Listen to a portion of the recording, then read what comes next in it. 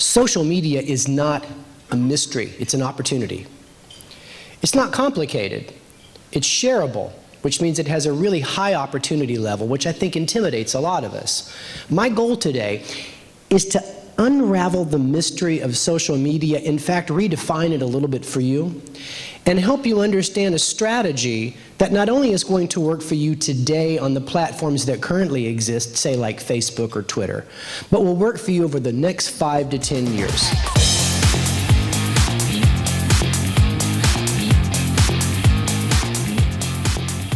I'm going to say this several times, is that social media offers every business, from business to consumer, business to government, business to business, 3 very distinct opportunities. It gives you the opportunity to increase the frequency of your communication to your targets without interrupting them. It gives you the opportunity to optimize your marketing spend and eliminate those cash-heavy marketing efforts. And it gives you the opportunity to position your brand as being on the cutting edge, and that will be very important in the new century, where the average worker, the average top talent, is 28, not 34. In my mind, there are 3 steps to being successful with social media, and the steps are best taken in a particular order. And they're taken in a particular order because each one leads to the next. The first step to success is to tune into the conversation about the problem your company attempts to solve. The second step is to connect with the customers, the influencers, and the targets that matter to your business and engage with them. And the third step is to contribute to the conversation and be helpful. You take these 3 steps and you'll find a serious ROI where you're trading time for money. And in many cases, there'll be a significant savings to your company at the bottom line. Step 1, tune in. Let me dive into this idea. To quote Stephen Covey Sr., and it really works in this scenario, seek first to understand, then to be understood. That's what I tell a lot of businesses who want to jump into the social media pool, is you might want to take a month or 2 to listen. And what I suggest to you is to listen into the conversation and forget about your products and services for a minute and focus on the problem, because that's what people really care about. There's a great saying by Sam Walton, and he used to tell his troops this always in the beginning, and it goes like this: curiosity doesn't kill the cat, it kills the competition. So what I want you to imagine is that you have an opportunity to stand behind the glass and observe the biggest focus group in history at little or no cost. Step number 2, connect. The shortest distance between a prospect and a customer is a human connection. And I believe that social media gives us a remarkable opportunity to talk to people that would never pick up the phone or read a piece of mail that we sent them. Let me give you some case studies to support this idea. Carol Roth runs a consulting group out of Chicago that works with entrepreneurs on securing talent and reducing expenses.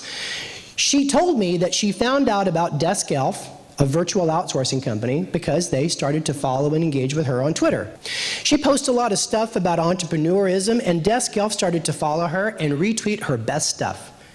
She began to depend on the fact that when she posted something that was remarkable, Desk Elf was right there to retweet it. In fact, Desk Elf even started to tweet her new studies she might not have read. She said, and this happens for all of us, at some point you got to check their profile out and see who these people are.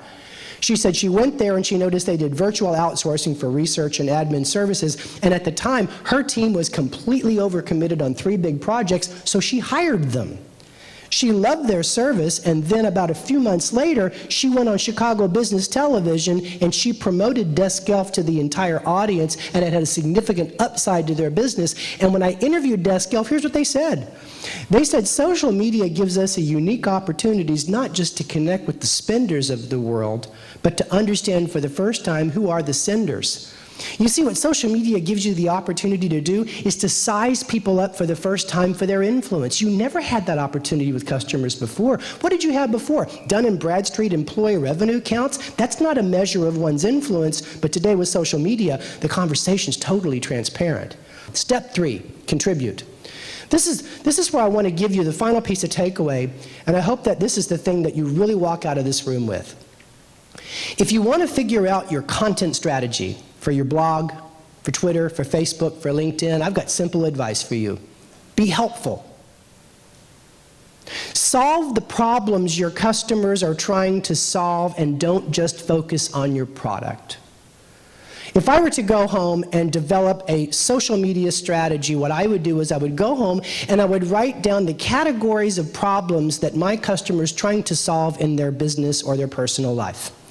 And I would not care whether or not my products address them. In fact, in marketing, we call this surprise and delight, where your thoughtfulness surprises them that you would even care about that problem. So for example, in one of the markets, a CFO services company approached me and said, how would I do this? I consult with CFOs on software, like which ones they should use.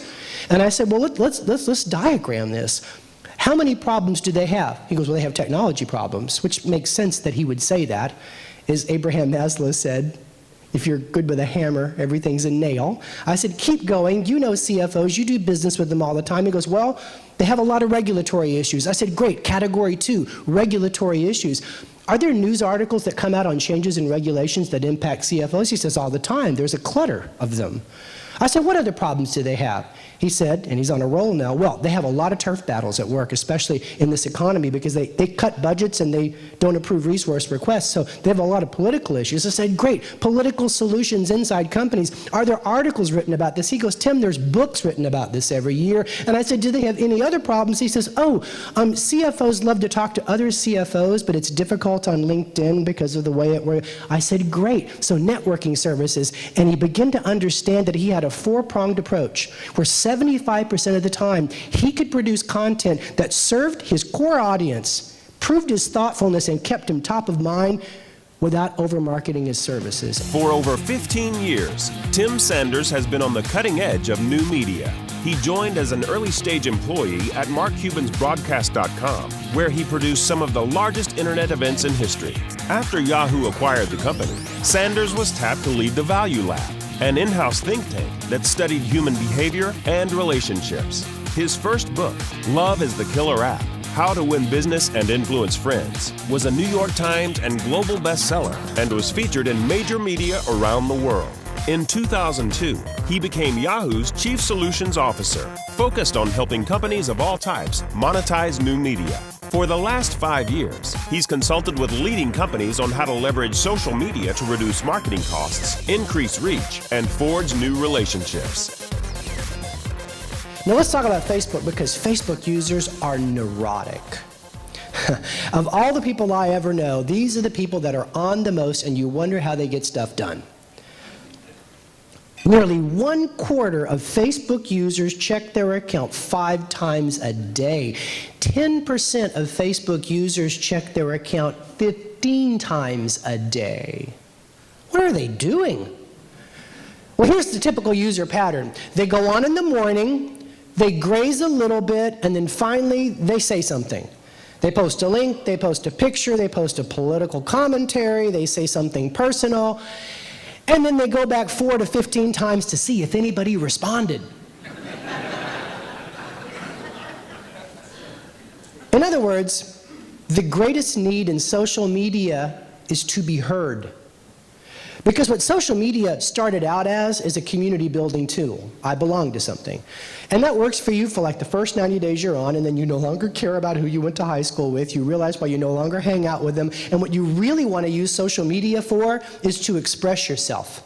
Because we live in a world where people feel a little bit powerless. But social media gives you a sense of power unless you are ignored. Now, here is the takeaway for everyone in this room, regardless of your business. If you want to deepen relationships with your customers, I've got a simple suggestion for you. Comment on and share the content they are the most proud of. That's what I do in my business at NetMinds. I have a target list of customers and influencers that I care about and want to develop a relationship with. I have set up a way to see everything they post, and when they post something that is actually useful, that should be shared, I share it. I retweet it. I comment on it. Frequently, I tweet them back questions to create a conversation. It creates a relationship in the new digital economy, because that's what people want. It makes their heart hurt a little bit when they put up something really awesome and no one likes, shares, or comments on it. That is the #1 thing I tell a lot of people to do. Track, respond, share, build a relationship.